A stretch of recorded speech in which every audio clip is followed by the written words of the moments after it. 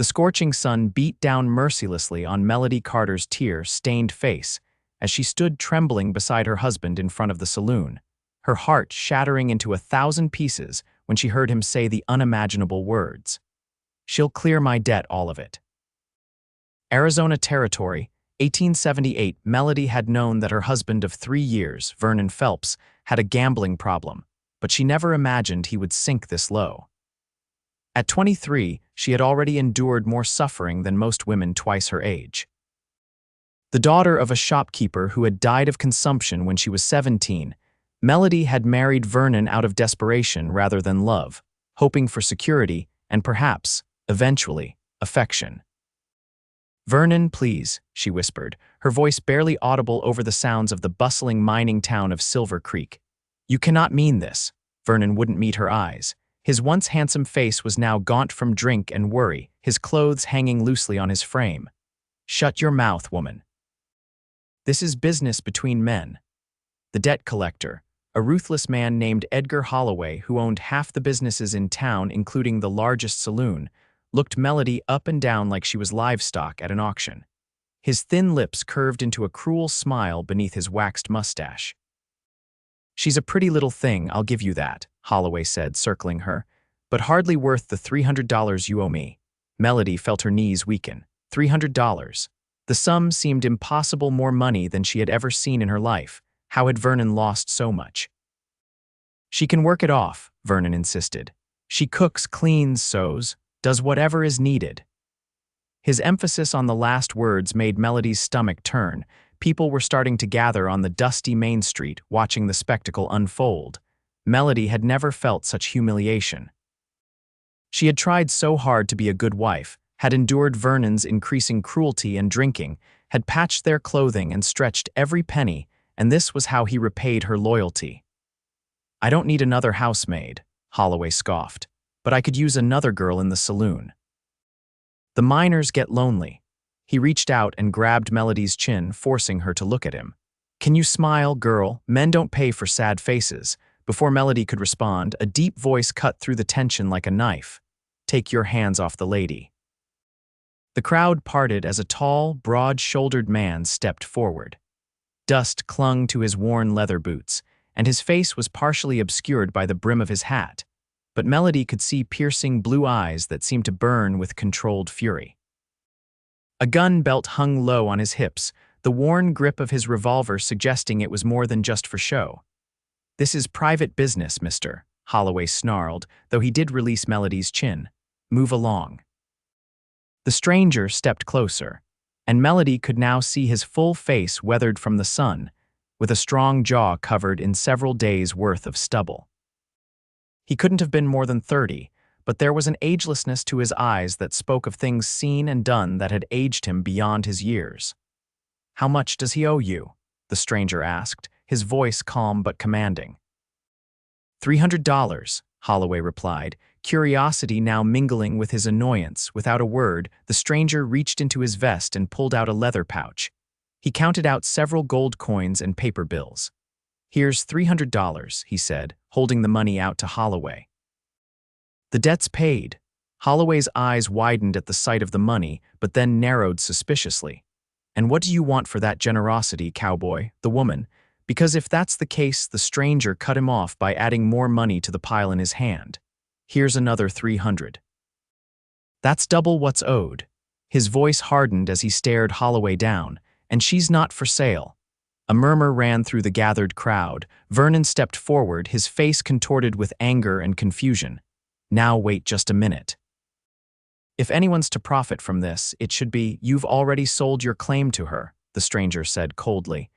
"You took money to clear your debt. Transaction's done." Melody could hardly believe what was happening. One moment, she'd been property to be traded. The next, this mysterious man had seemingly purchased her freedom.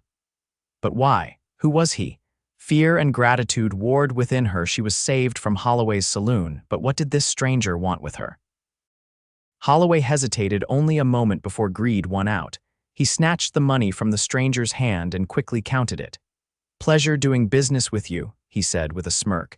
He shot a venomous look at Vernon. "Don't come back to my tables, Phelps. Your credit's run out." Vernon spat in the dirt. "Keep her then," he growled at the stranger. "She's more trouble than she's worth anyway."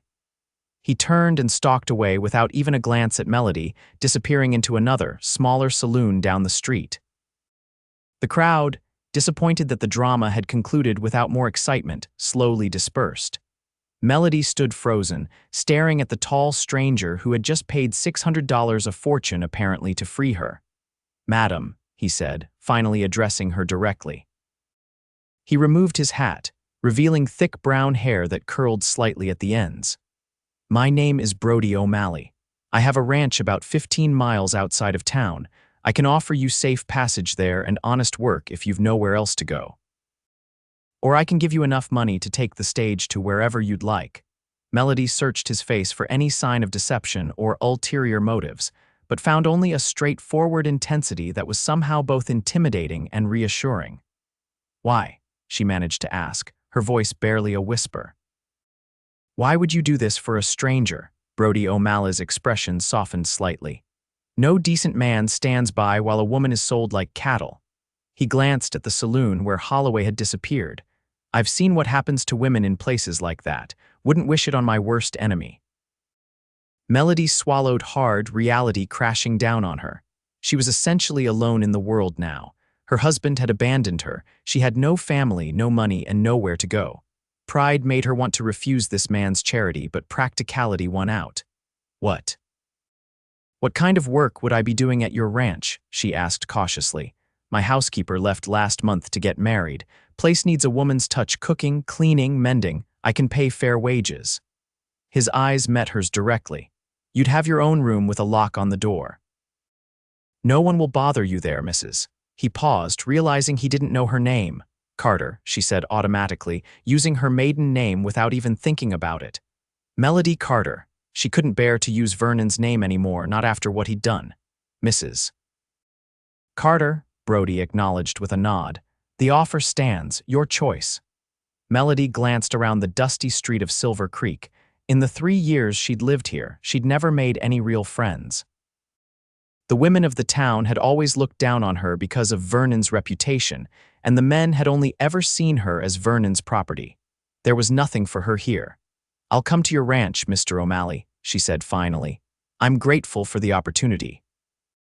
He nodded once, as if he'd expected no other answer.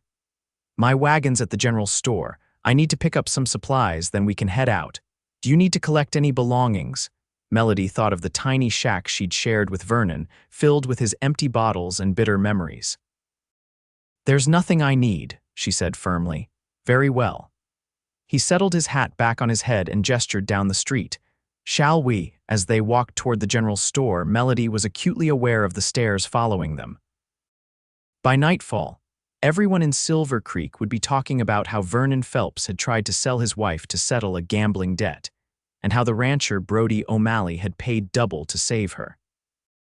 What none of them would know, what Melody herself couldn't possibly know, was that this moment would change not just her life, but Brody O'Malley's as well, in ways neither of them could imagine.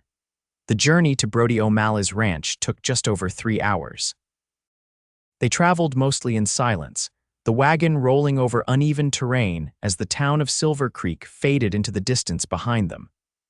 Melody sat rigid on the wagon seat, her hands clutched tightly in her lap, still trying to process the dramatic turn her life had taken in a single afternoon. Occasionally, she would cast sideways glances at the man beside her. Brody O'Malley kept his eyes on the trail ahead, his strong hands confidently guiding the team of horses. He seemed comfortable with the silence, which both relieved and unsettled her. She had so many questions, but fear and uncertainty kept her quiet. As they crested a rise, Brody finally spoke. "That's Willow Creek Ranch ahead," he said, nodding toward the valley below. Melody followed his gaze and caught her breath. The ranch was considerably larger than she had expected. A sturdy 2-story house with a wide porch stood as the centerpiece, surrounded by several outbuildings, corrals, and a large barn. A creek, presumably Willow Creek, wound its way through the property, bordered by the namesake trees that provided patches of welcome shade. In the distance, cattle grazed on seemingly endless pasture. "It's beautiful," she said honestly, A hint of pride crossed Brody's face. Been building it up for 8 years now. Started with nothing but the land and a few head of cattle. As they approached, Melody noticed 2 men working in one of the corrals. They looked up as the wagon drew closer, raising their hands in greeting. "That's Miguel and his son Carlos," Brody explained. "They help run the place. Good men." "There's also Hank, my foreman, but he's probably out with the herd." He hesitated, then added, "There's no other women on the property. Not since Mrs. Barton, the housekeeper, left." Melody nodded, feeling a flicker of apprehension. She would be the only woman among 4 men, isolated miles from town. As if reading her thoughts, Brody spoke again. "You have my word that you'll be treated with respect here, Mrs. Carter. Any man who forgets that answers to me." Something in his tone convinced her he meant it.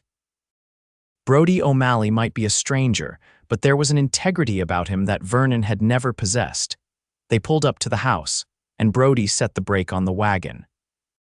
He jumped down and came around to offer her assistance, but Melody was already climbing down on her own, determined to show her independence despite her circumstances. Brody led her up to the house, removing his hat as they entered. The interior was unexpectedly spacious but showed clear signs of neglect. It wasn't dirty exactly, but lacked the orderliness that came with a woman's touch. Dishes were stacked haphazardly, boots and tools were scattered about, and dust had collected on every surface. "I apologize for the state of things," Brody said, looking slightly embarrassed. "We've been managing as best we can." "I can see that," Melody replied, already mentally cataloging what needed to be done. "I'll have it in order soon enough." Brody nodded, then gave her a brief tour of the house. The main floor had a large kitchen with a cast iron stove, a dining area, a sitting room with bookshelves that surprised Melody with their contents, and Brody's office. Upstairs were 4 bedrooms, Brody's at one end of the hall and what would be hers at the opposite end. Her room was simple but comfortable, with a bed, a dresser, a small writing desk, and a window that overlooked the creek and willows. As promised, there was a sturdy lock on the door. "The washroom is down the hall," Brody explained. "We have a pump inside for water, and the kitchen stove keeps a reservoir hot." He hesitated, then reached into his pocket and pulled out some money. "This is an advance on your wages. I'll be fair with you, Mrs. Carter. $20 a month plus room and board." Melody's eyes widened. It was a generous amount, more than she had ever had to call her own. Vernon had always controlled every penny that came into their household. "Thank you, Mr. O'Malley," she said, accepting the money with slightly trembling hands. "I'll earn it, I promise." He nodded, then reached for the doorknob. "I'll let you get settled. Come down when you're ready, and I'll introduce you to Miguel and Carlos. Dinner's usually at 6, but—" He glanced at her uncertainly. "I'll have something prepared," Melody assured him. After Brody left, Melody sank onto the edge of the bed, finally allowing the emotions of the day to wash over her. Tears came, unbidden tears of relief, of lingering fear, of anger at Vernon, and of uncertainty about her future. She had gone from being a wife, however unhappy, to being essentially homeless, to being a housekeeper in a strange man's home, all in the span of a few hours. Yet beneath the turmoil, there was also a surprising flutter of something she hadn't felt in years: hope. For the first time since her father died, Melody felt she might have a chance at a better life. Brody O'Malley seemed honorable, and the work he offered was honest. She would have her own money, her own room, and perhaps, eventually, her own choices. Wiping away her tears, Melody squared her shoulders. Whatever happened next, she was determined to face it with courage and dignity. She may have been sold by one man and saved by another today, but her life was her own now, and she intended to make the most of this unexpected chance at freedom. The first week at Willow Creek Ranch passed in a blur of activity for Melody.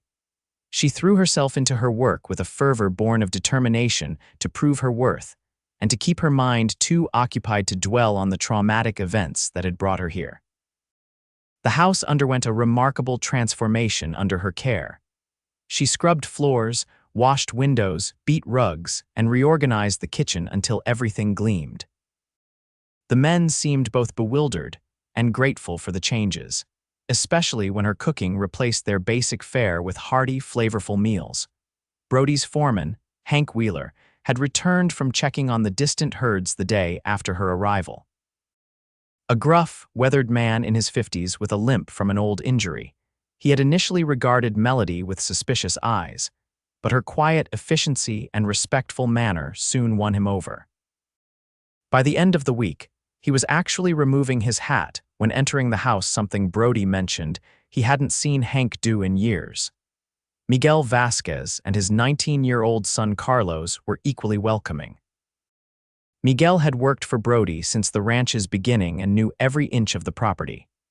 Carlos, eager to prove himself, often volunteered for the most difficult tasks, his youthful energy a contrast to his father's measured experience. They lived in a small but well-built cabin near the barn, but took their meals in the main house. As for Brody himself, he remained something of an enigma to Melody. He was unfailingly polite, always thanking her for meals and acknowledging improvements to the house. Unlike Vernon, who had criticized her constantly, Brody seemed genuinely appreciative of her efforts. Yet he maintained a certain distance, spending long days working with his men and often retreating to his office in the evenings. Melody found herself watching him when he wasn't aware, trying to understand this man who had spent a small fortune to rescue a stranger. Brody O'Malley was not classically handsome like Vernon had been, but there was something compelling about his strong features and direct gaze. He carried himself with a quiet confidence that commanded respect without demanding it. On the 8th day, Melody was hanging freshly washed curtains in the sitting room when she heard the sound of approaching horses. Looking out the window, she saw 3 riders approaching the house, strangers, not Brody or his men. Something about their hard faces and the way they sat their horses sent a chill through her.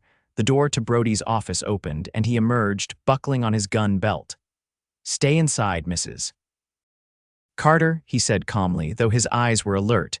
"These men aren't social callers." "Who are they?" Melody asked, stepping away from the window. "Trouble," Brody replied simply, then went outside to meet the riders, closing the door firmly behind him. Despite his instruction, Melody moved to the window again, her heart racing. She could see Brody standing on the porch, his stance relaxed but ready, as the 3 men reined in their horses in front of the house. "Afternoon, gentlemen," she heard Brody say, his voice carrying through the partially open window. "Something I can help you with," the leader of the trio, a lean man with a scar running down one cheek, spoke. "Word is you've got a new woman out here, O'Malley. Vernon Phelps is claiming you stole his wife." Melody's blood ran cold at the mention of Vernon's name. "Phelps sold his claim to the lady when he offered her to settle a gambling debt," Brody replied evenly. "I paid that debt. What happens after that is no concern of his or yours." The scarred man laughed, an ugly sound. "Phelps says different, says he was drunk and taken advantage of. He wants either the woman back or compensation." Brody's voice hardened. "I suggest you ride back to town and tell Phelps that if he sets foot on my property, he'll regret it. The lady stays here of her own free will." The second rider, a heavy-set man with a bushy beard, leaned forward in his saddle. "That ain't very neighborly, O'Malley. Way we hear it, you paid good money for her. $600. Must be something special about her." "Maybe we should find out for ourselves." Melody felt sick, but before she could move away from the window, she saw Brody's hand drop to his gun. "You've delivered your message," he said coldly. "Now get off my land." The third rider, who had remained silent until now, spoke up. "You're outnumbered, O'Malley." "Am I?" Brody replied. As if on cue, Miguel and Carlos appeared from around the barn, rifles in hand. Hank emerged from the corral, similarly armed. The 3 visitors suddenly found themselves covered from multiple directions. The scarred leader assessed the situation, then slowly raised his hands in a mocking gesture of surrender. "No need to get excited, we're just passing on a message from a concerned husband." "He's no husband," Brody said flatly. "Not anymore, not after what he did. Now ride out and don't come back." The 3 men exchanged glances, then the leader nodded. "For now," he said, touching his hat brim in a sarcastic salute before turning his horse. The others followed suit, and the trio rode away at an unhurried pace that somehow held more menace than a hasty retreat would have. Melody stepped back from the window, trembling. She hadn't considered that Vernon might come after her or send others to do so. The realization that he considered her valuable property to be reclaimed rather than a wife he had betrayed filled her with both fear and renewed anger. The door opened, and Brody stepped inside. His eyes immediately found hers, and the concern in them made her throat tight. "You heard," he said. It wasn't a question. Melody nodded. "Vernon sent them." Brody removed his hat, running a hand through his hair, a gesture she had noticed he made when troubled. "I don't think they'll be back today, but Hank and the others will keep watch. I'm sorry, Mrs. Carter." "I didn't think Phelps would pursue this." "Neither did I," Melody admitted. "He seemed eager enough to be rid of me when you paid his debt." "Men like Phelps can't stand to think someone else might have something they once had," Brody said grimly, "even if they threw it away themselves." Melody felt color rise in her cheeks at the implication that she was something valuable that Vernon had discarded. She busied herself straightening the curtains she had been hanging. "Should I leave?" she asked quietly, her back to him. "I don't want to bring trouble to you and your men." "No," Brody's response was immediate and firm. He moved to stand beside her, waiting until she turned to face him before continuing. "This is your home now for as long as you want it to be. I won't let Phelps or anyone else drive you away if you choose to stay. Home." The word stirred something in Melody's heart. She hadn't had a real home since her father died, certainly not in the miserable shack she'd shared with Vernon. But this ranch, despite the short time she'd been here, already felt more like home than anywhere she'd lived in years. "Thank you," she said simply, meeting his gaze. For a moment, something unspoken passed between them, a connection that went beyond employer and employee. Brody cleared his throat and stepped back. "I should check on the men, make sure we're prepared if those riders come back." He started for the door, then paused. "Mrs. Carter?" "Yes, Mr. O'Malley, I meant what I said. You're safe here." His blue eyes held hers with an intensity that made her breath catch. "I give you my word." As he left, Melody returned to her task, but her mind was elsewhere. She realized with a start that she believed him completely. In the short time she'd known Brody O'Malley, he had shown more integrity and kindness than Vernon had in their entire marriage. For the first time since the terrifying moment when Vernon had offered her to settle his debt, Melody felt truly safe. And for the first time in years, she allowed herself to wonder if perhaps there might be more to life than mere survival, if happiness might still be possible for a woman with her history. The threat posed by Vernon's messengers cast a shadow over the ranch for days afterward. Brody implemented new security measures. No one worked alone in the distant pastures. Rifles were kept loaded and accessible, and someone was always on watch. The carefree atmosphere that had begun to develop during Melody's first week was replaced by a wary vigilance that reminded her all too clearly of the precarious nature of her situation. Yet life at Willow Creek continued. Cattle still needed tending, fences required mending, and the daily routines of the ranch couldn't be neglected because of the threat of trouble. Melody threw herself into her duties with renewed vigor, determined not to be a burden on the people who had taken her in and protected her. 2 weeks after the visit from Vernon's men, Melody was in the garden behind the house, harvesting vegetables for dinner, when she heard approaching hoofbeats. Her heart raced as she straightened up, shading her eyes against the afternoon sun to see who was coming. Relief flooded through her when she recognized Sheriff Thomas Bennett from Silver Creek. The lawman was alone, riding at an easy pace, his badge glinting in the sunlight. Melody had met him only a few times during her years in Silver Creek, but he had always seemed fair-minded, if somewhat overwhelmed by the challenges of maintaining order in a growing mining town. Wiping her hands on her apron, Melody walked around to the front of the house as Brody emerged from the barn to greet the visitor. "Afternoon, Sheriff," Brody called, striding forward to meet the lawman as he dismounted. "What brings you all the way out to Willow Creek?" Sheriff Bennett removed his hat, running a hand through his thinning gray hair. "Afternoon, O'Malley." His eyes shifted to Melody as she approached. "Mrs. Phelps." "It's Carter now," Melody said quietly but firmly. "I've returned to my maiden name." The sheriff nodded, looking uncomfortable. "That's actually part of why I'm here. May we speak inside? It's been a long ride." "Of course." Brody said, gesturing toward the house. Mrs. Carter keeps a pot of coffee on the stove most days. Once they were settled in the kitchen with steaming cups before them, Sheriff Bennett got to the point. Vernon Phelps has been making quite a fuss in town, Mrs. Carter. Claims you were taken against your will, that O'Malley here essentially kidnapped you. Melody's hands tightened around her cup. That's a lie. My former husband, tried to sell me to Edgar Holloway to settle a gambling debt. Mr. O'Malley paid the debt and offered me honest work here. I came willingly. The sheriff nodded. That matches what several witnesses told me about what happened in front of Holloway's saloon. But Phelps is insisting you're still legally his wife, and he has the right to demand your return. Brody, who had been leaning against the doorframe, straightened. That man forfeited any rights when he treated Mrs. Carter as property to be sold, he said, his voice hard. If he comes here again, or sends his friends, they won't get the same warning as last time. Sheriff Bennett held up a placating hand. I'm not here to take Mrs. Carter anywhere against her will. I'm just trying to prevent trouble before it starts. He turned to Melody. Would you be willing to come to town and make a statement? If I have your testimony on record that you left Phelps voluntarily after he tried to sell you, it would help put an end to this. Melody hesitated. The thought of returning to Silver Creek, of potentially facing Vernon, made her stomach knot with anxiety. Yet the idea of living under the constant threat of his claims was even worse. Would I have to see him? She asked. No, the sheriff assured her. You just need to come to my office, make your statement, and sign it. I'd take care of the rest. Brody pushed away from the doorframe and came to stand beside Melody's chair. When would this need to happen? He asked. Sooner is better, Bennett replied.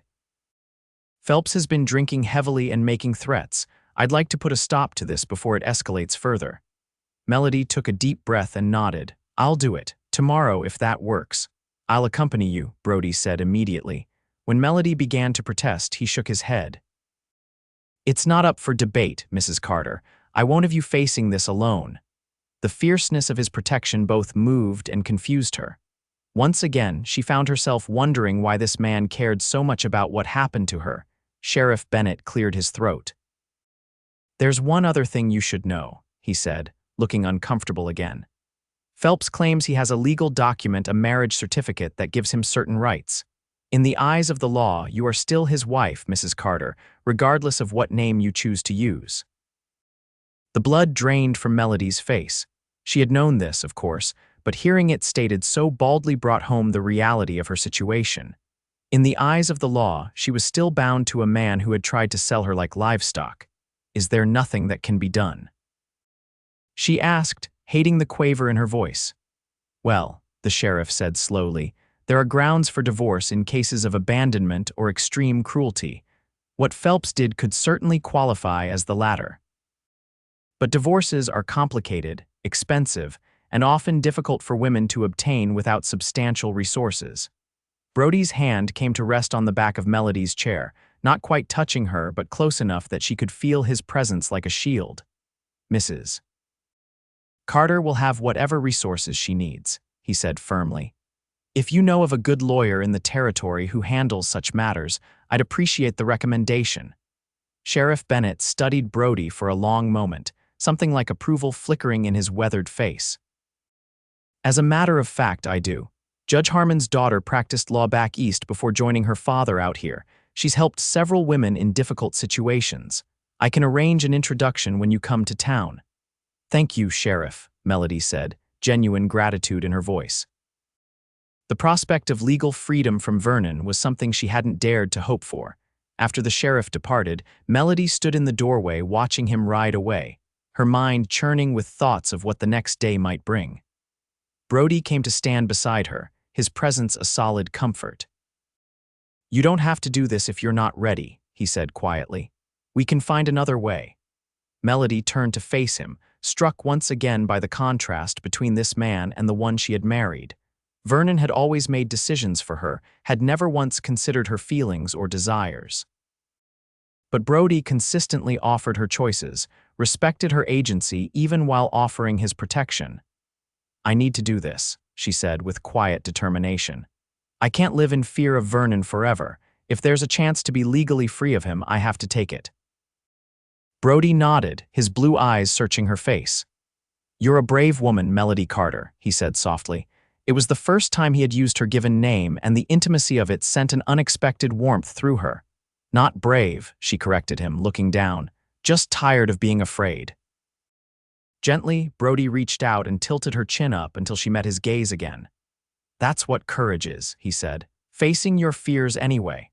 For a long moment they stood there, his fingers warm against her skin, something unspoken passing between them.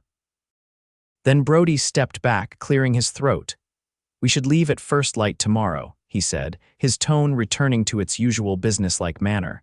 "It's a long ride to town and back." Melody nodded, trying to steady her racing heart. "I'll have breakfast ready early," she promised. As Brody walked away toward the barn, Melody remained in the doorway, one hand unconsciously rising to touch her chin where his fingers had been. In that brief moment of connection, she had glimpsed something in Brody O'Malley's eyes that both thrilled and terrified her, something that looked remarkably like tenderness, and perhaps something deeper. The revelation left her breathless and confused. She had come to Willow Creek Ranch as a housekeeper, grateful for safety and honest work. She had no right to hope for more, no right to the fluttering feelings that Brody sometimes stirred in her.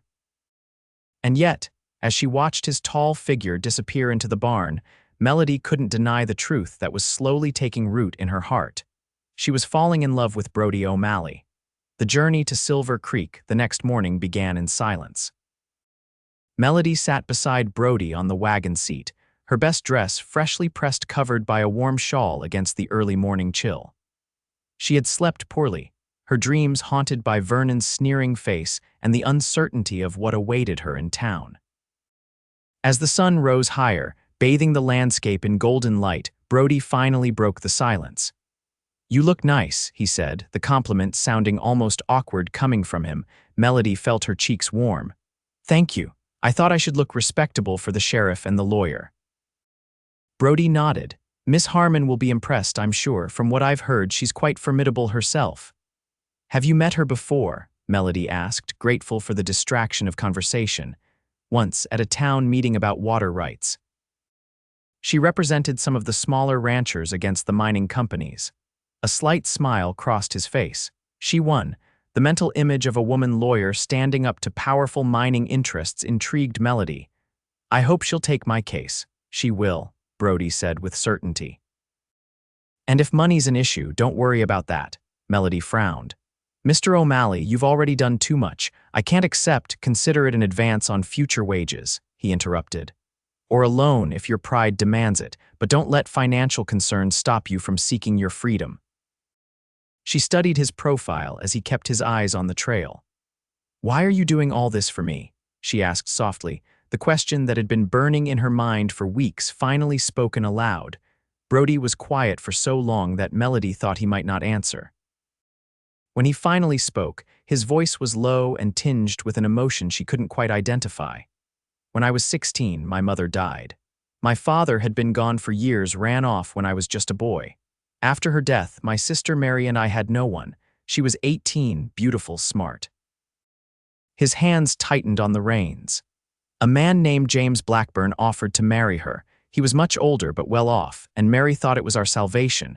Within a year, he had beaten her so badly she lost the baby she was carrying." Melody's hand flew to her mouth in horror. "Oh, Brody." He continued as if he hadn't heard her, as if the story, once started, had to be told in full.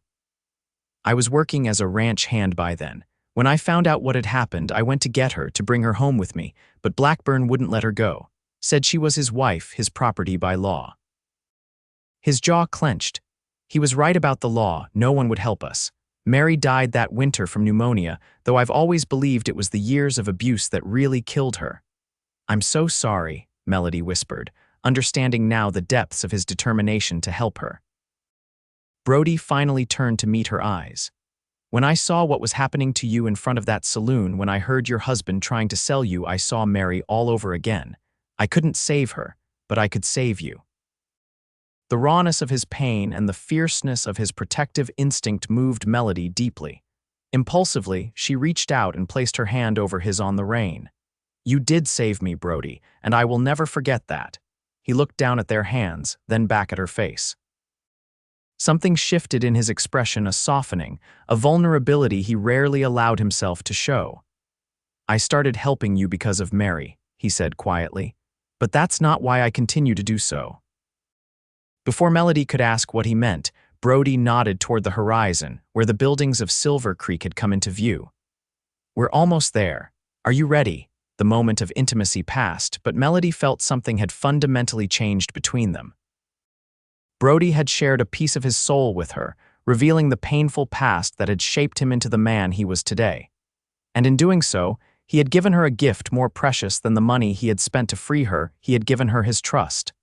"I'm ready," she said with newfound determination.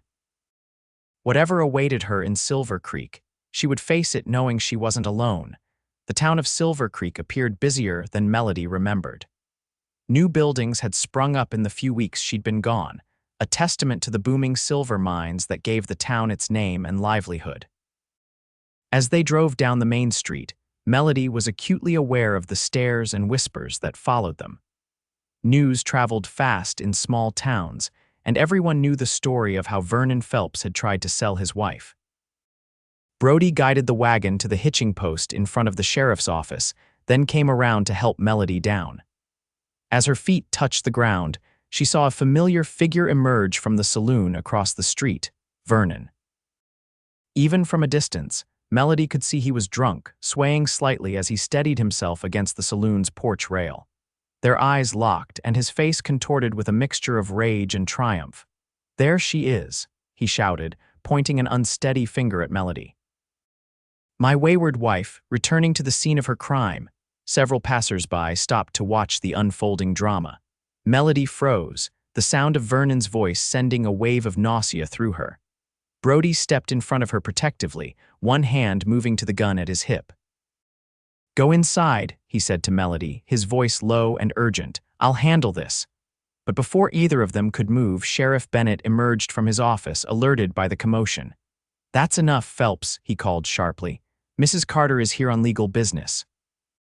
You'd best go sleep off that whiskey before you find yourself in my jail." Vernon laughed, an ugly sound. "She can call herself whatever she wants, but she's still my wife. The law says so." He started across the street toward them, stumbling slightly. "Vernon, please," Melody said, finding her voice despite her fear. "Don't do this." "Don't do what?" Vernon sneered, coming closer. "Reclaim what's rightfully mine. You think you can just run off with the first man who shows interest. You're my property, Melody, mine by law and by God." Brody's hand closed around Vernon's collar before he could take another step. "The lady asked you to stop," he said, his voice deadly quiet. "I suggest you listen."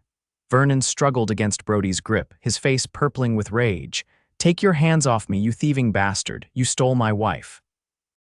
"You sold her," Brody replied coldly, giving Vernon a shake that made his teeth rattle. "To pay a gambling debt. You forfeited any right to call her yours in that moment." A small crowd had gathered now, watching the confrontation with avid interest. Sheriff Bennett moved forward, his hand on his gun. "That's enough, both of you. O'Malley, let him go. Phelps, back away, or I'll lock you up for disturbing the peace." Brody released Vernon with a slight push that sent the smaller man staggering backward. Vernon caught his balance and spat on the ground between them. "This isn't over," he hissed, his bloodshot eyes darting from Brody to Melody. "She's still legally my wife. No fancy lawyer can change that without my consent." "We'll see about that," Sheriff Bennett said firmly. "Now move along, Phelps. You've caused enough trouble for one day." For a tense moment, it seemed Vernon might refuse, but finally, he turned and stumbled back toward the saloon, muttering curses under his breath. Melody realized she was trembling only when Brody's hand gently touched her elbow. "Are you all right?" he asked, concern evident in his eyes. She nodded, not trusting her voice just yet. The sight of Vernon, the sound of his voice claiming ownership of her, had brought back all the fear and helplessness she had felt throughout their marriage. "Come inside," Sheriff Bennett said, holding the door to his office open. "Miss Harmon is already waiting." The sheriff's office was a simple space with a desk, a gun rack, and a small cell in the back. Seated in a chair by the desk was a woman Melody had never seen before, tall, with her dark hair pulled back in a severe bun, wearing a tailored dress that spoke of Eastern fashion. She rose as they entered, assessing Melody with keen, intelligent eyes. "Mrs. Carter, I presume," she said, extending her hand. "I'm Elizabeth Harmon. Sheriff Bennett has told me about your situation." Melody took the offered hand, surprised by the firm grip. "Thank you for agreeing to meet with me, Miss Harmon." "Please sit." Elizabeth gestured to the chairs arranged before the desk. As they settled, she took a small notebook from her bag. "Before we begin, I want to be clear. Divorce proceedings are difficult, especially for women. The law generally favors the husband unless there are extreme circumstances. However," she added, with a slight smile that held no humor, "attempting to sell one's wife to settle a gambling debt might qualify as such a circumstance." Over the next hour, Elizabeth questioned Melody thoroughly about her marriage to Vernon, the events leading up to his attempt to sell her, and her subsequent departure with Brody. She took detailed notes, occasionally asking Brody to confirm certain points about what he had witnessed. Sheriff Bennett contributed his own observations about Vernon's behavior both before and after Melody's departure. "Based on what you've told me," Elizabeth said finally, closing her notebook, "I believe we have grounds for divorce on the basis of extreme cruelty and abandonment. Mr. Phelps essentially abandoned you the moment he offered you as payment for his debt." Hope flared in Melody's chest. "So you think it's possible?" "Possible, yes. Easy, no," Elizabeth replied honestly. "Your husband will fight it, especially after his display today. Men like that see women as possessions, not partners. He may not want you back for any affection he bears you, but he won't want to lose what he considers his property." "What do we do next?" Brody asked, speaking for the first time since the questioning began. "I'll file a petition with the territorial court," Elizabeth explained. "Mrs. Carter will need to sign an affidavit detailing the grounds for divorce. There will be a hearing, possibly several.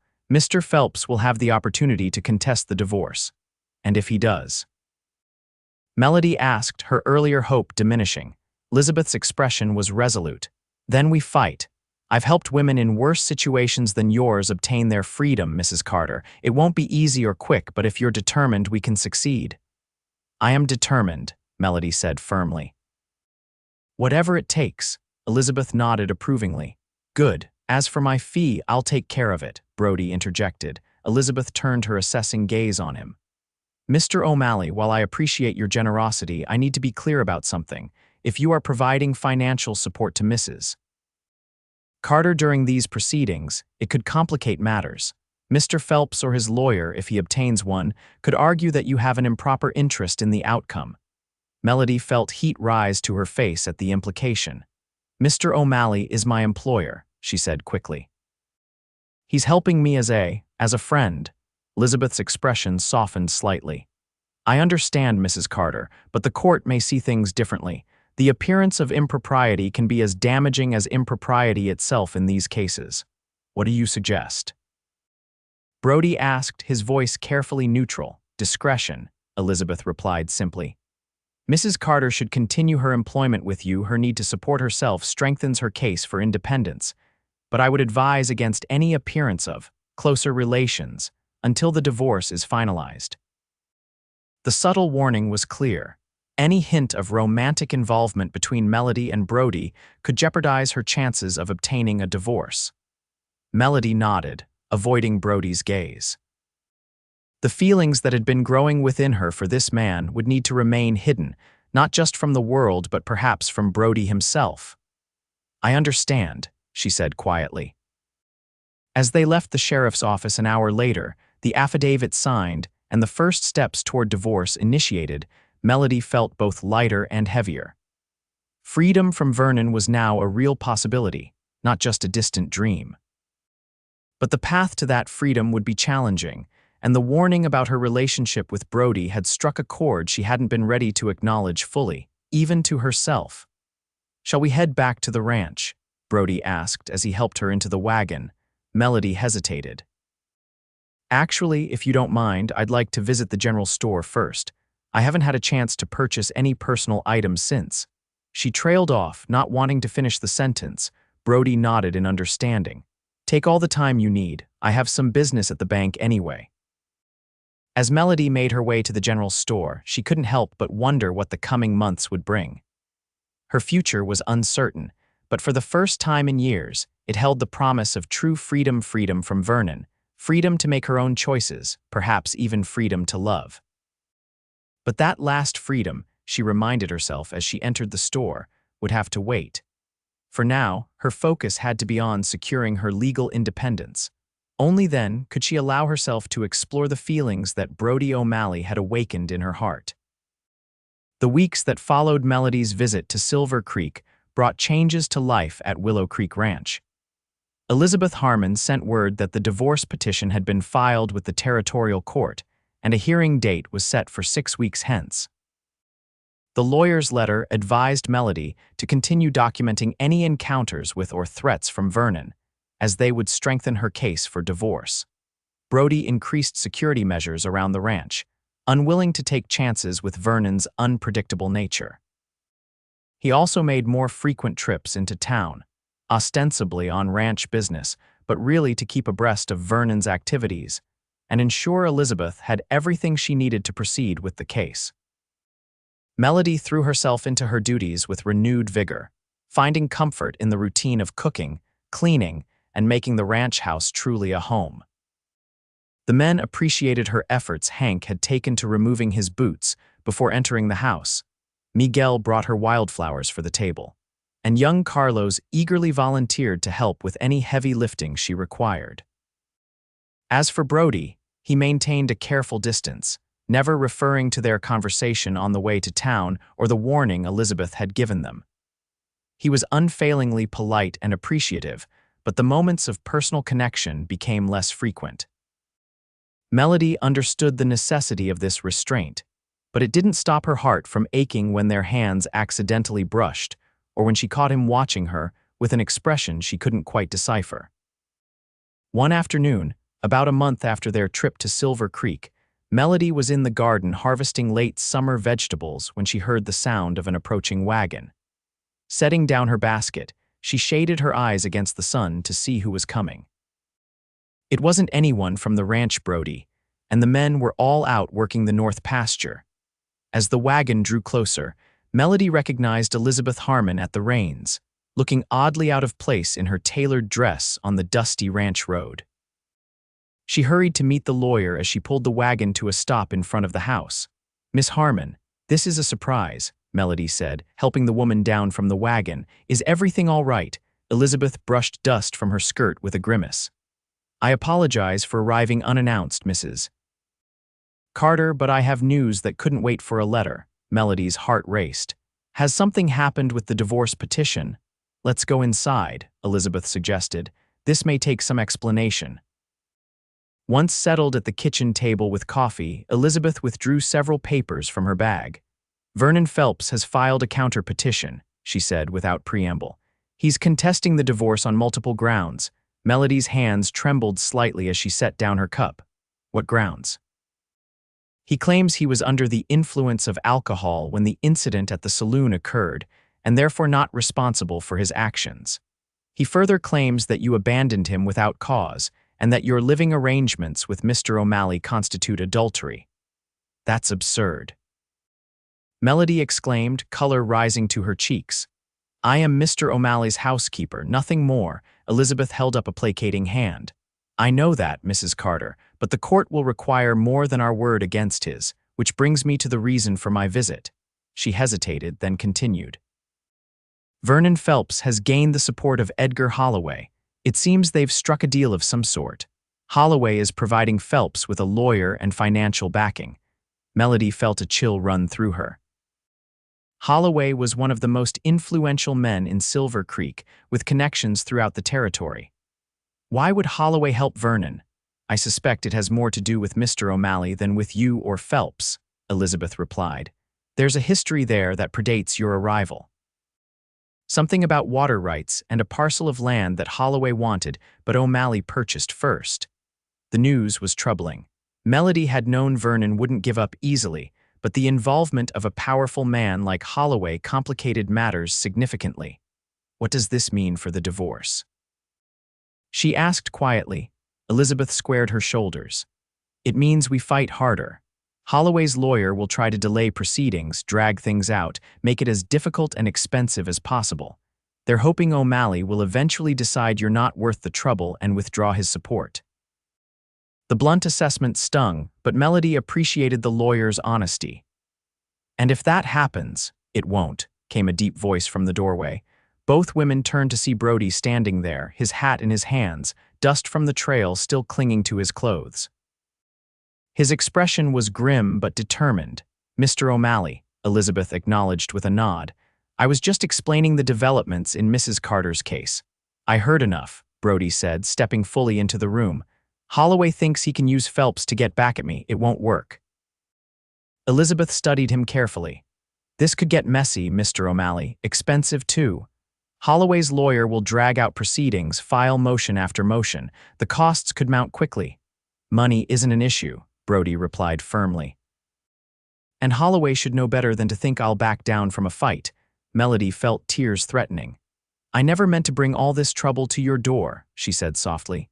"Perhaps I should." "Don't," Brody interrupted, his voice gentler as he addressed her. "Don't even think about giving up or leaving. That's exactly what they want." He moved to stand beside her chair, not touching her but close enough that she could feel the warmth radiating from him. "We'll see this through together." Elizabeth watched the exchange with shrewd eyes. "I'll need to prepare you both for the hearing," she said after a moment. "The judge will have questions, hard questions. You'll need to be ready for them." "We will be," Brody assured her. As Elizabeth outlined their strategy for the upcoming hearing, Melody found her determination growing. Vernon and Holloway thought they could intimidate her, use her as a pawn in their schemes. They were wrong. With Brody's support and Elizabeth's expertise, she would fight for her freedom, no matter the cost. Later that evening, after Elizabeth had departed with promises to return in a few days to continue their preparation, Melody found Brody on the porch, watching the sunset paint the western sky in brilliant hues of orange and purple. She joined him at the railing, maintaining a proper distance but needing to say what was in her heart. "Thank you," she said simply, "for everything." Brody turned to look at her, his face softened by the fading light. "You don't need to thank me, Melody." "I do," she insisted quietly. "You've risked so much for me, your money, your reputation, even your ranch if Holloway truly decides to make this personal. I need you to know how much that means to me." Brody was silent for a long moment, his eyes searching her face as if memorizing every feature. "Do you know why I bought this land?" he finally asked, gesturing toward the spreading acres of Willow Creek Ranch. The question seemed odd, but Melody shook her head, curious. "After my sister died, I drifted for years," Brody continued, his gaze returning to the horizon. "Took whatever work I could find, never staying in one place too long. I was angry at Blackburn, at the law that had failed Mary, at myself for not being able to save her." His hands tightened on the railing. "Then one day, I rode through this valley and saw these willows by the creek. They reminded me of a place Mary and I used to play as children. For the first time since her death, I felt peace." He turned to face Melody again. "I worked for 3 years, saved every penny, took risks others thought were foolish, all to buy this land, not because it was valuable, though it is. Not because I wanted to be a cattle baron, but because for the first time, I found a place that felt like it could be home." Melody's heart ached at the raw emotion in his voice. "It's a beautiful home, Brody. You've built something wonderful here. But it wasn't really home," he said softly. "Not until recently." The implication hung in the air between them, unspoken but undeniable. Melody's breath caught in her throat as Brody took a step toward her, close enough now that she could see the flecks of gold in his blue eyes.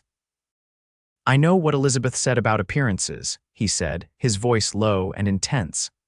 "I know we need to be careful until your divorce is final, but I need you to know something, Melody Carter." He paused, taking a deep breath. "When this is over, when you're truly free, I hope you'll consider staying not as my housekeeper, but as—" He couldn't seem to find the words, but Melody understood. Her heart soared with hope and a joy she had thought she would never feel again. "Yes," she whispered, the simple word containing all she couldn't yet express. Brody's smile transformed his face, erasing years of solitude and grief. For a moment, it seemed he might reach for her, might bridge the small distance between them. But then he stepped back, respecting the boundaries they both knew they needed to maintain for now. "We should get some rest," he said, his voice rough with emotion. "There's a lot of work ahead of us." Melody nodded, understanding the double meaning in his words. There was indeed work ahead: the fight for her divorce, the battle against Vernon and Holloway, the careful dance they would need to perform to avoid giving their enemies ammunition against them. But beyond that work lay a promise of something she had never truly had. A home built on mutual respect and growing love, a future shaped by her own choices rather than the demands of others. As she followed Brody inside, Melody felt a certainty settle in her soul. Whatever challenges lay ahead, they would face them together. And they would win. The day of the hearing dawned clear and crisp, a hint of autumn in the air despite the lingering summer heat. Melody stood before the small mirror in her bedroom, adjusting the high collar of her best dress, a somber navy blue that Elizabeth had deemed appropriately dignified for the occasion. Her hands trembled slightly as she secured the cameo brooch at her throat, a gift from her father that she had managed to keep hidden from Vernon during their marriage. A soft knock at her door made her turn. "Yes." "It's time to leave if we want to arrive early as Elizabeth suggested," Brody called through the door. "I'll be right there," Melody replied, taking one final look at her reflection. The woman who gazed back at her seemed both familiar and strange, the same blue eyes and honey blonde hair, but with a determination in her expression that had been absent for too long. Whatever happened today, she would face it with courage.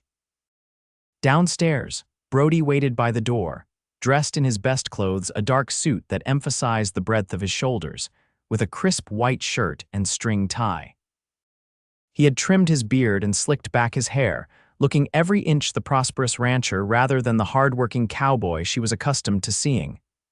"You look beautiful," he said softly as she descended the stairs.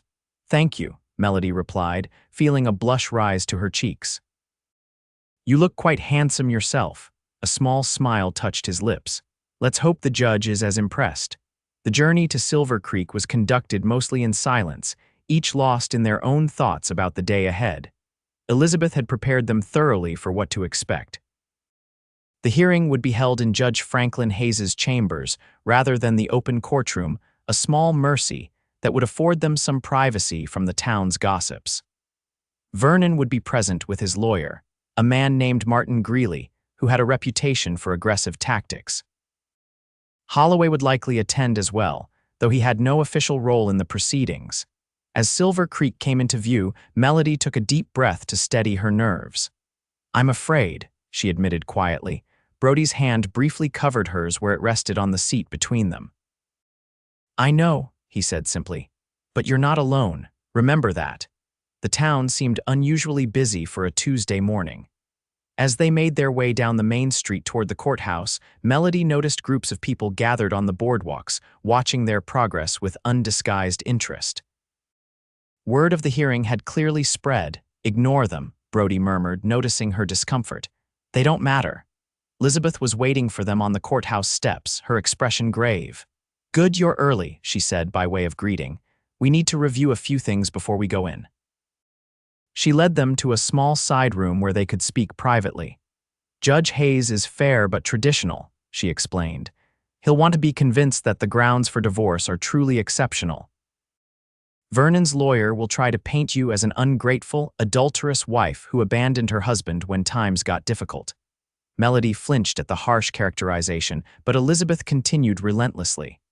"You must remain calm, no matter what accusations are made. Answer truthfully but briefly. Don't volunteer information unless asked directly. And most importantly, show no emotion toward Mr. O'Malley that could be misconstrued." Brody, standing by the window, nodded grimly. "We understand." A knock at the door announced it was time. Elizabeth gathered her papers and gave Melody a reassuring nod. "Ready, as I'll ever be," Melody replied, squaring her shoulders. Judge Hayes's chambers were smaller than Melody had expected, a modest room dominated by a large desk behind which sat the judge himself, a portly man with bushy white sideburns and spectacles perched on his nose. Vernon and his lawyer were already seated on one side of the room. Vernon looked better than when Melody had last seen him sober, clean-shaven, and wearing what appeared to be a new suit. The transformation was clearly for the judge's benefit, and Melody felt a surge of resentment at the deception. Edgar Holloway sat behind Vernon, his expensive attire and gold watch chain marking him as a man of means and influence. His cold eyes fixed on Brody with undisguised hostility as they entered. "Ah, the other parties have arrived," Judge Hayes said, gesturing to the empty chairs. "Let us begin."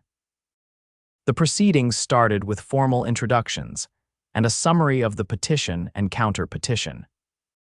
Elizabeth presented Melody's case first, outlining with clinical precision the events that had led to her separation from Vernon, including multiple witness accounts of his attempt to sell her to settle his gambling debt. Vernon's lawyer, Martin Greeley, then rose to present his counter-arguments. He was a sharp-featured man with the smooth voice of a practiced orator. "Your Honor, no one disputes that unfortunate words were exchanged on the day in question," Greeley began. Mr. Phelps was indeed intoxicated and made regrettable statements in the heat of the moment. But he never actually completed any transaction regarding his wife. It was, at most, drunken bluster.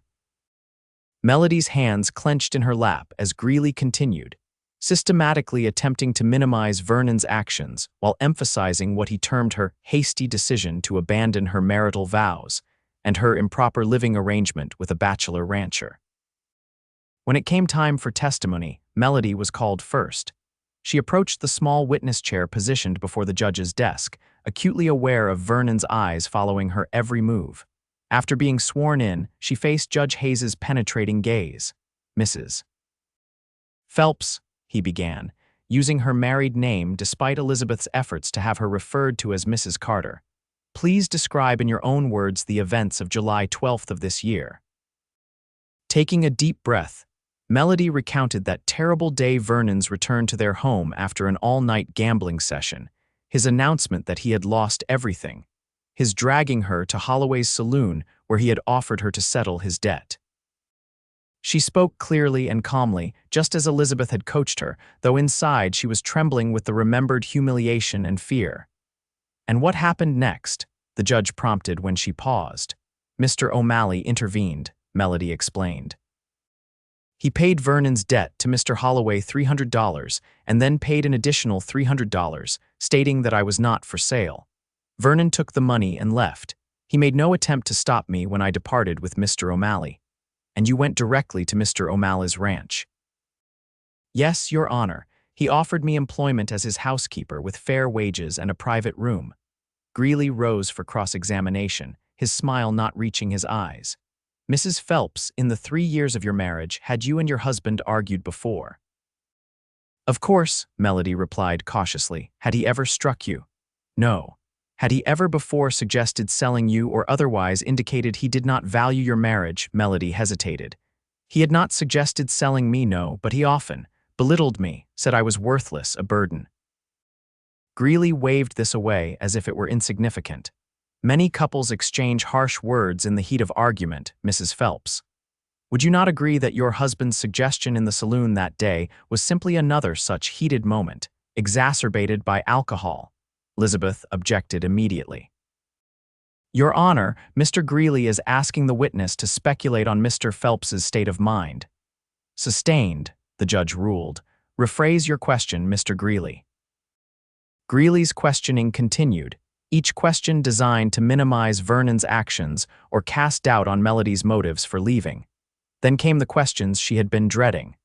"Mrs. Phelps, what is the nature of your relationship with Mr. O'Malley?"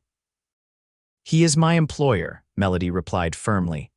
"I am the housekeeper at Willow Creek Ranch, and nothing more," Greeley pressed, his eyebrows raised suggestively. "Nothing more," Melody confirmed, willing herself not to glance at Brody. "Yet you live under his roof, cook his meals, presumably tend to his domestic needs." Elizabeth was on her feet instantly. "Objection, Mr. Greeley is deliberately insinuating impropriety without evidence." "Sustained," Judge Hayes said sharply. "Mr. Greeley, confine yourself to relevant questions."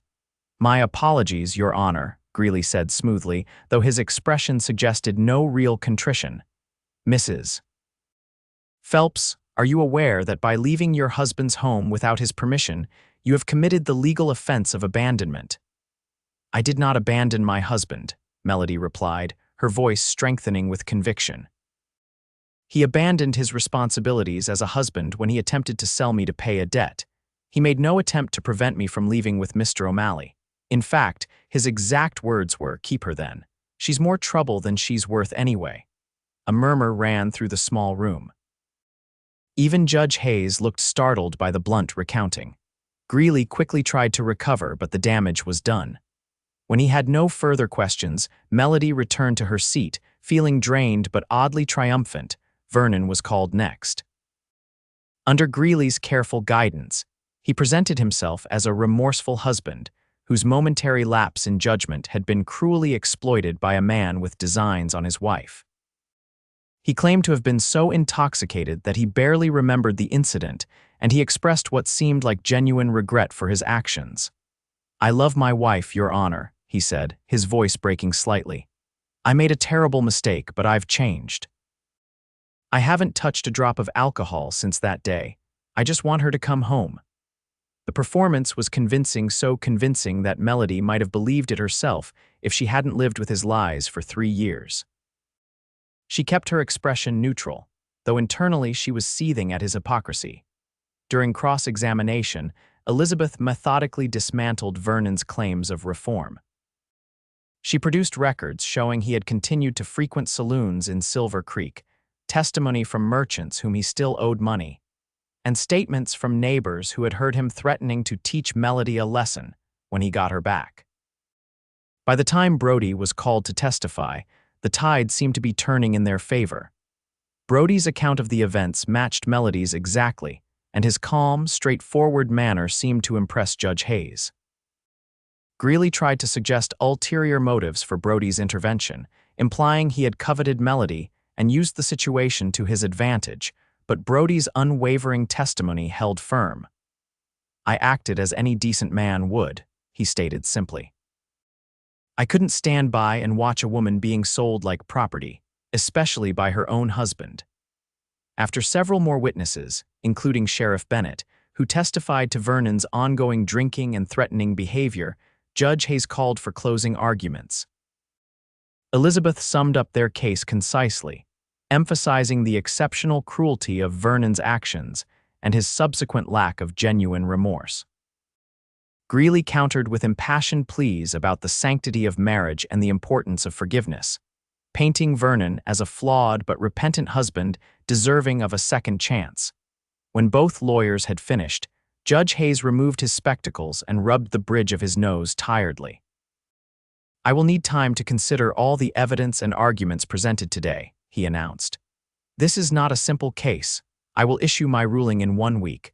Until then, the current arrangements will remain unchanged. Court is adjourned." As they left the courthouse, Melody felt a curious mixture of hope and dread. The hearing had gone as well as could be expected, but Vernon's performance had been surprisingly effective. Would the judge see through his act? Or would he, like so many men of his generation, ultimately favor the sanctity of marriage over a woman's right to safety and dignity outside? Vernon was waiting for them, Greeley and Holloway at his side. "Melody," he called, stepping into their path. "Can we talk, just for a moment?" Elizabeth moved protectively closer to Melody. "My client has nothing to say to you, Mr. Phelps. Any communication should go through counsel." Vernon ignored her, his eyes fixed on Melody. "I meant what I said in there. I've changed. I want another chance."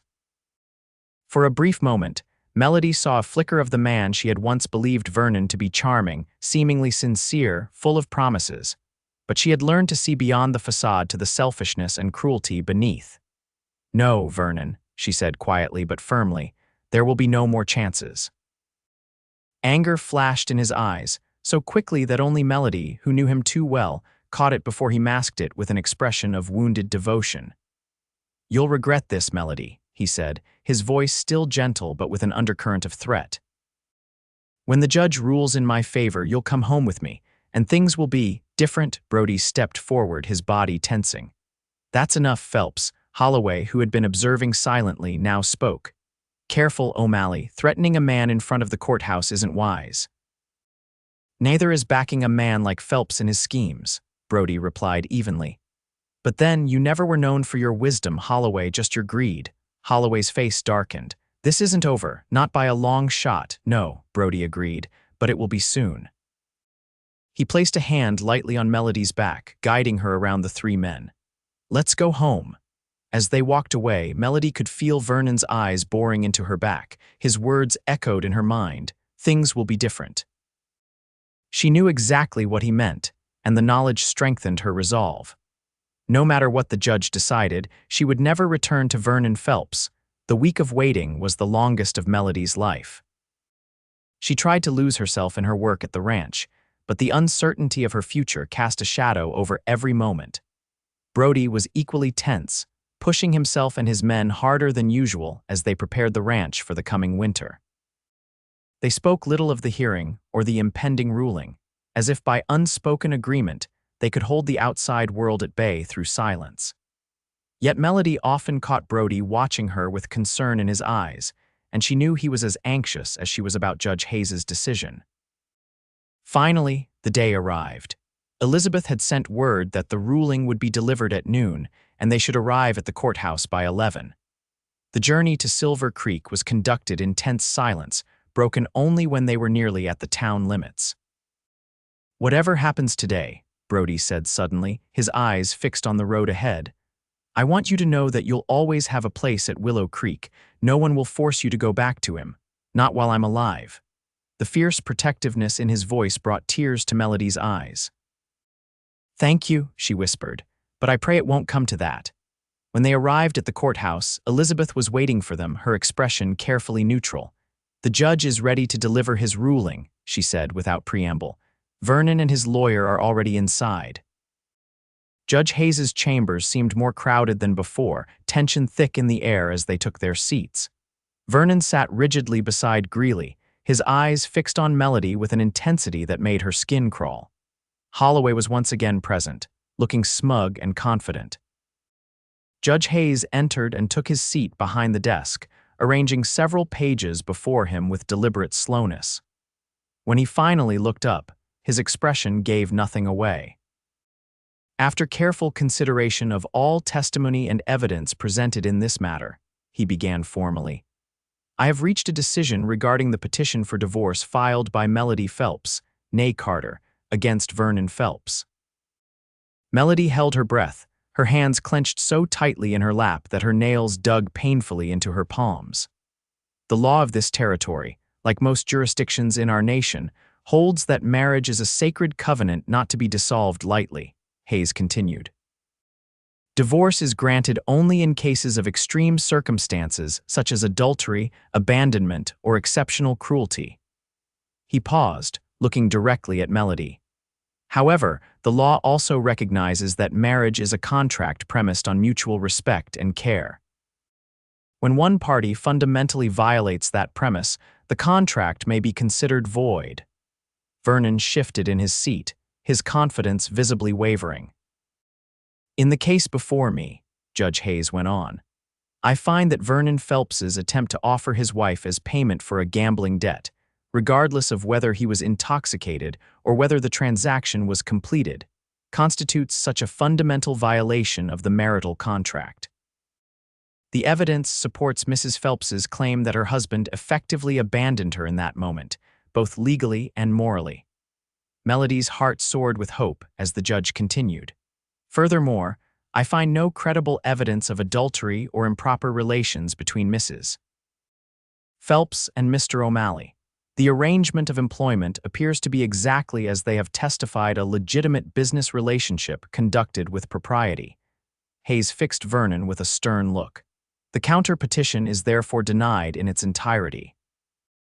Vernon half rose from his chair, his face flushing with anger, but Greeley pulled him back down with a warning glance. It is the ruling of this court, Judge Hayes pronounced, that the petition for divorce is granted on the grounds of abandonment and extreme cruelty. Melody Carter Phelps is hereby legally restored to her maiden name of Melody Carter and released from all marital obligations to Vernon Phelps. The words washed over Melody like a cleansing rain. Free, she was free. As there are no children of the marriage and no joint property of significant value, Hayes concluded, no further orders regarding division of assets or support payments are necessary. This matter is closed. He brought down his gavel with finality. For a moment, the room was utterly silent. Then Vernon exploded from his chair. "This is an outrage," he shouted. "You can't do this. She's my wife." "Not anymore, Mr. Phelps," Judge Hayes said sternly. "And I suggest you accept the ruling with dignity, or I'll have you removed from my chambers." Vernon's wild eyes found Melody. "You think this is over," he snarled. "It's not over until I say it's over." Sheriff Bennett, who had been standing quietly by the door, stepped forward. "That's enough, Phelps. Time for you to leave." As the sheriff escorted a still protesting Vernon from the room, Holloway rose and approached Brody. "You may have won today, O'Malley," he said in a low voice, "but remember who has the real power in this territory. This little victory will cost you more than you know." Brody met the older man's gaze steadily. "Threatening me isn't wise, Holloway. I'm not easily intimidated." "We'll see," Holloway replied with a cold smile before following Vernon and Greeley out of the room. In the sudden quiet that followed their departure, Melody finally allowed herself to believe that it was truly over. She was no longer Vernon Phelps's wife. She was Melody Carter again, free to make her own choices, to shape her own destiny. Elizabeth was the first to break the silence. "Congratulations, Miss Carter," she said, deliberately using Melody's maiden name with a smile of genuine warmth. "You've won your freedom." "Thanks to you," Melody replied, rising to grasp the lawyer's hands. "I can never repay you for what you've done." "Nonsense," Elizabeth said briskly, though her eyes softened. "It's why I became a lawyer, to help those who otherwise would have no voice in our legal system, particularly women." She glanced at Brody. "And I had excellent assistance. Mr. O'Malley's testimony was quite compelling." Brody acknowledged the compliment with a nod, but his eyes were on Melody, filled with something that made her heart skip. "Shall we go home?" he asked softly. Home. The word had never sounded so sweet. Melody nodded, suddenly eager to leave the courthouse, to put Silver Creek and all its painful memories behind her. As they stepped outside into the bright autumn sunlight, Melody felt as if a great weight had been lifted from her shoulders. The future stretched before her, full of possibilities she had never dared to imagine. And beside her stood a man who had given her not just safety and security, but something far more precious, the chance to discover what true love might be. For the first time since she was a young girl, Melody Carter was truly free to live, free to choose, and perhaps most wonderfully of all, free to love. The journey back to Willow Creek Ranch was vastly different from their tense drive to town earlier that day. Though they still didn't speak much, the silence between them was charged with possibility rather than dread. Occasionally, their eyes would meet, and Melody would feel a rush of warmth at the barely contained joy in Brody's gaze. When the ranch came into view, bathed in the golden light of late afternoon, Melody felt a surge of emotion. This place that had initially been just a refuge had become so much more to her. It had become home in every sense of the word. Hank, Miguel, and Carlos were waiting by the corral, their faces anxious. They had all understood the importance of today's ruling, not just for Melody, but for the ranch itself. Holloway's involvement had made the situation a threat to everything Brody had built.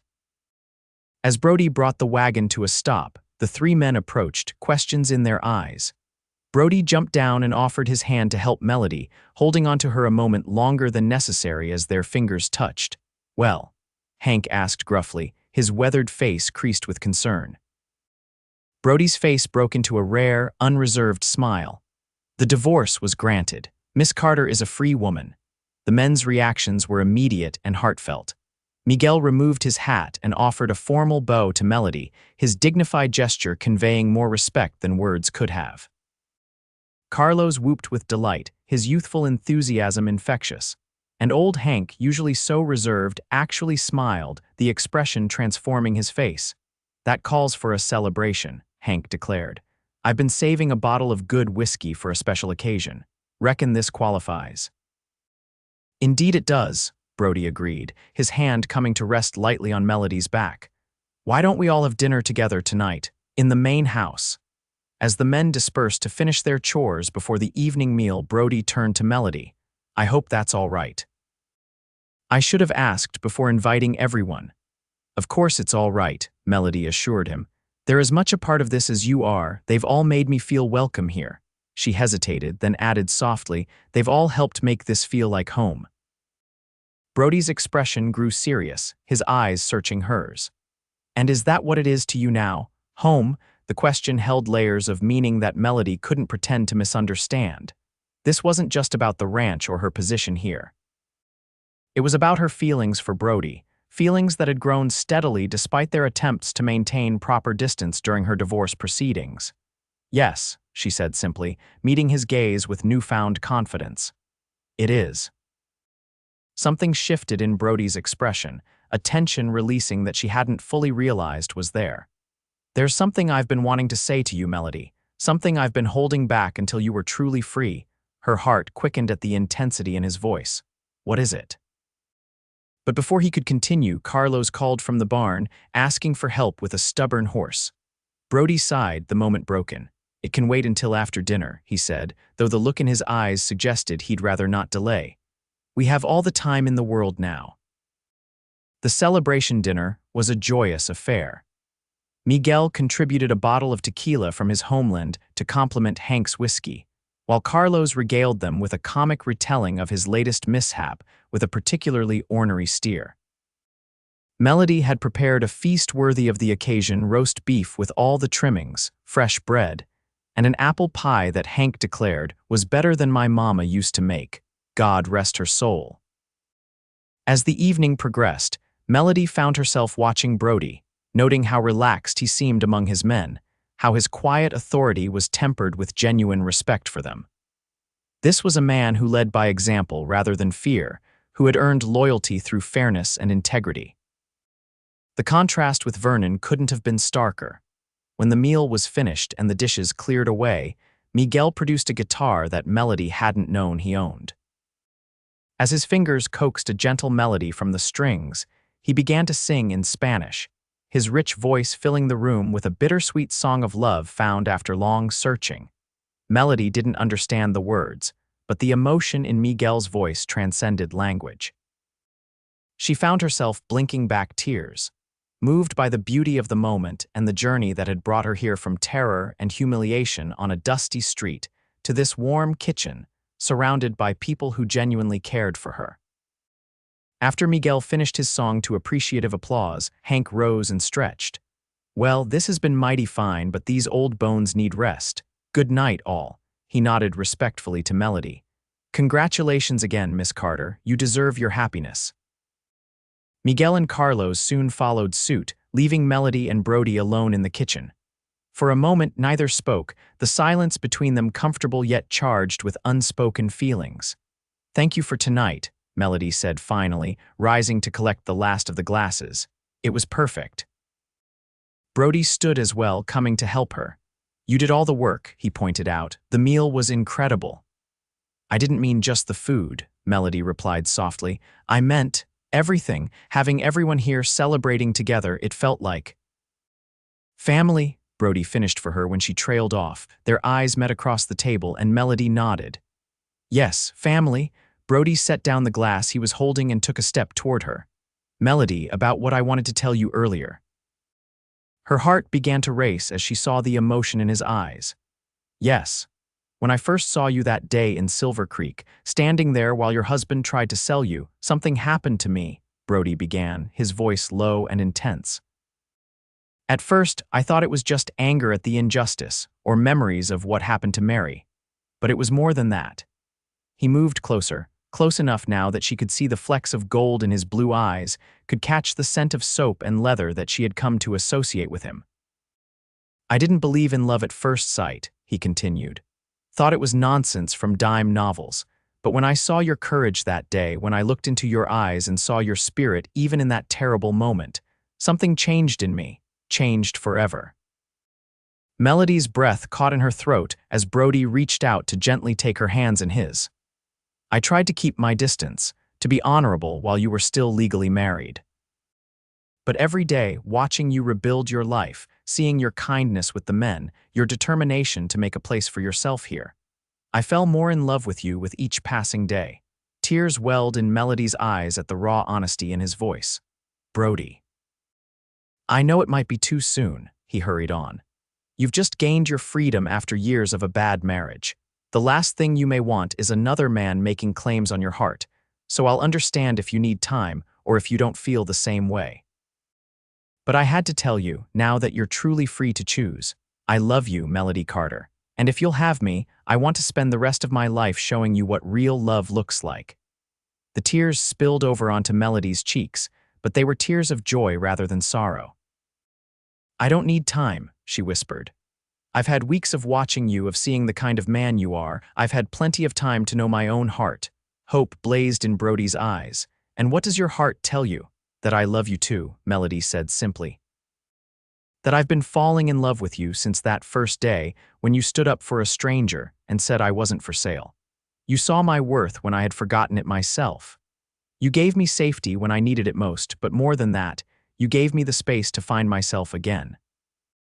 Her voice strengthened with conviction. I love you, Brody O'Malley, not out of gratitude or obligation, but for the man you are, honorable, kind, strong in all the ways that matter. The joy that transformed Brody's face was like sunrise breaking over the mountains, powerful, radiant, breathtaking. Slowly, giving her every chance to pull away if she wished, he raised his hands to cup her face. May I kiss you? He asked, his voice rough with emotion. In answer, Melody rose on her tiptoes and pressed her lips to his. The kiss was gentle at first, a tender exploration, but it quickly deepened as years of loneliness and longing gave way to the wonder of found love. Brody's arms encircled her waist, drawing her closer, while Melody's hands came to rest on his broad shoulders, steadying herself as her world shifted on its axis. When they finally broke apart, both breathless, Brody rested his forehead against hers. I've been wanting to do that for a very long time, he admitted with a smile that made her heart flutter. It was worth the wait, Melody replied, her own smile radiant. Brody brushed a strand of hair from her face, his touch reverent. I want to do this right, Melody. I want to court you properly, the way you deserve. And when you're ready, if you're ever ready, I want to make you my wife. Not to own you or control you, but to build a life alongside you as partners in everything. The word wife might have triggered painful memories, but coming from Brody's lips, it held only promise. Melody saw in his eyes everything she had ever dreamed of, but never thought she would find: respect, desire, and a love that would neither cage nor diminish her. I would be honored to be courted by you, Brody O'Malley, she said softly. And someday, when the time is right, I would be even more honored to be your wife. The next 6 months passed in a swirl of happiness for Melody. True to his word, Brody courted her properly, bringing her wildflowers he found on the range, reading poetry to her by the fire in the evenings, taking her on picnics by the creek when weather permitted. Their love deepened with each passing day, built on a foundation of mutual respect and genuine partnership. Life at Willow Creek Ranch settled into a new rhythm. Melody continued her duties as housekeeper, but she also began to take on more responsibilities around the ranch, learning about the cattle business from Brody and the men. She discovered a talent for bookkeeping that surprised everyone, especially herself, and soon she was managing the ranch's accounts with an efficiency that even Hank had to admire. The threat posed by Vernon and Holloway gradually receded. Vernon was seen less and less frequently in Silver Creek, and rumors circulated that he had moved on to a mining camp further north. Holloway, while still occasionally sending veiled threats through intermediaries, seemed to have focused his attention on more profitable ventures than pursuing a personal vendetta against Brody. Spring came early to the valley that year, bringing with it new calves, wildflowers, and a sense of renewed possibility. On a particularly beautiful evening in late April, Brody asked Melody to accompany him on a ride to a special place he wanted to show her. They rode side by side through meadows bursting with wildflowers, following the meandering course of Willow Creek until they came to a small rise overlooking the valley. The setting sun painted the landscape in shades of gold and crimson, the ranch buildings in the distance looking like a child's playthings from this vantage point. "This is where I first saw the ranch," Brody explained as they dismounted. "I was riding through, just another drifter with nowhere particular to go. But when I crested this hill and saw this valley spread out before me, something told me I had found home." Melody understood completely. The view was breathtaking, the creek winding its silver path through green pastures, the willows swaying gently in the evening breeze, distant mountains framing the idyllic scene. "It's beautiful," she said softly. Brody took her hand, drawing her attention from the landscape to his face. In the golden light of sunset, he looked more handsome than ever, his blue eyes intense with an emotion that made her breath catch. "Not as beautiful as you," he said, his voice husky with feeling. Before Melody realized what was happening, Brody was kneeling before her, still holding her hand. From his pocket, he withdrew a small velvet box. "Melody Carter," he began, his strong voice catching slightly, "these past months have been the happiest of my life. You've brought joy and light to Willow Creek in ways I never imagined possible. You've become not just the woman I love, but my partner, my confidante, my best friend." He opened the box to reveal a simple but exquisite ring of blue sapphire surrounded by tiny diamonds. "I promised to court you properly, to give you time to be sure of your heart. I hope I've kept that promise. And now I'm asking, with all the love in my heart, will you marry me? Will you build a life with me as my wife, my equal in all things?"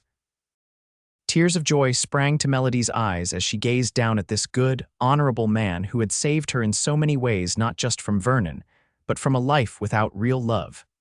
"Yes," she whispered, then louder, "Yes, Brody O'Malley, I will marry you." Brody's face broke into that rare, unreserved smile that never failed to make her heart race. He slipped the ring onto her finger, then rose to take her in his arms. As their lips met in a kiss that sealed their promise, Melody marveled at the journey that had brought her here from a woman so desperate for security that she had married a man she didn't love, to a woman strong enough to choose a man worthy of the love that now filled her heart to overflowing. They were married on a perfect June day, with Judge Hayes officiating the ceremony on the front porch of the ranch house. Elizabeth Harmon stood as Melody's maid of honor, while Hank served as Brody's best man. Miguel and Carlos had decorated the ranch with wildflowers and ribbons, transforming the working cattle operation into a fairy tale setting for the day. Melody wore a gown of ivory silk that Elizabeth had helped her select on a shopping trip to Tucson, her honey blonde hair crowned with a wreath of wildflowers rather than a traditional veil. As she walked toward Brody, who waited for her on the porch steps looking handsome and slightly awestruck in his new suit, Melody felt a sense of rightness so profound it brought tears to her eyes. This was what marriage should be, a choice made freely, a union of equals bound by love and respect rather than obligation or desperation. The ceremony was simple but deeply moving. When Judge Hayes pronounced them husband and wife, the small gathering of friends and neighbors erupted in cheers. Miguel struck up a lively tune on his guitar, and soon the front yard was transformed into an impromptu dance floor. As twilight deepened into night, lanterns were lit around the yard, casting a warm glow over the celebration. Melody found herself constantly seeking Brody with her eyes, hardly able to believe that this wonderful man was now her husband. "Happy, Mrs. O'Malley?" Brody asked when he finally managed to claim her for a dance, his arms encircling her waist as they swayed to Miguel's music. "More than I ever thought possible," Melody replied honestly, resting her head against his chest. "And you, Mr. O'Malley, do you regret paying double for a wife who wasn't even for sale?" Brody laughed, the sound vibrating pleasantly against her cheek. "Best investment I ever made," he said, tilting her chin up for a kiss. "Though I should correct you on one point." "What's that?" His eyes grew serious, though his smile remained. "You may not have been for sale that day in Silver Creek, but you were definitely worth fighting for. Worth waiting for, worth everything." As they danced under the star-filled Arizona sky, surrounded by the people who had become their family, Melody knew that she had found not just safety or security, but something far more precious, a love that valued her for exactly who she was, a love that would never seek to diminish or control her, a love that would grow stronger with each passing year. 10 years later, Willow Creek Ranch had grown into one of the most prosperous cattle operations in the Arizona Territory. Brody and Melody had expanded the ranch's holdings, added a larger herd of premium breeding stock, and built a reputation for fair dealing that brought buyers from as far away as California and Texas. But the ranch's greatest treasures were not its cattle or lands, but the family that had blossomed there. 8-year-old Mary, named for Brody's sister, had her father's blue eyes and her mother's determined spirit. 6-year-old Thomas, named for Sheriff Bennett, who had become a close family friend, had inherited Brody's height and Melody's musical talents. And 3-year-old Sarah, the unexpected blessing of their later years, was a perfect blend of them both. On a warm summer evening much like the one when Brody had proposed, the family gathered on the front porch after dinner. The children played a game of their own invention in the yard, while Brody and Melody sat side by side on the porch swing, his arm around her shoulders, her head resting comfortably against him.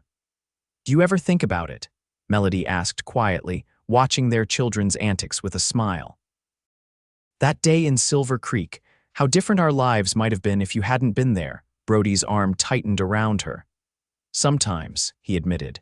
"But then I look at what we've built together, this ranch, our family, our life, and I can't imagine any other path." Melody nodded, understanding completely. The past had shaped them, but it didn't define them. What defined them was the love they had built day by day, the partnership that had grown stronger through challenges and joys alike, the family they had created together. "I'm glad you said I wasn't for sale," she murmured, leaning up to kiss his cheek. Brody turned to capture her lips in a proper kiss, still as passionate after 10 years as it had been on that first night in the kitchen. "So am I," he whispered against her mouth. "So am I." As twilight deepened, and the first stars appeared in the velvety sky, their children ran to join them on the porch, clamoring for stories before bedtime. Surrounded by the family that was his greatest achievement, Brody O'Malley knew he had found something far more valuable than all the cattle or land in the territory. He had found love, freely given and freely returned, a treasure beyond price. And Melody, watching her husband gather their children close for the promised story, felt a wave of gratitude so intense it brought tears to her eyes. From property to be sold, she had become a woman fully her own, choosing to share her life with a man who saw her true worth. It was more than a happy ending, it was a life well lived, a love well earned, and a future filled with endless possibility.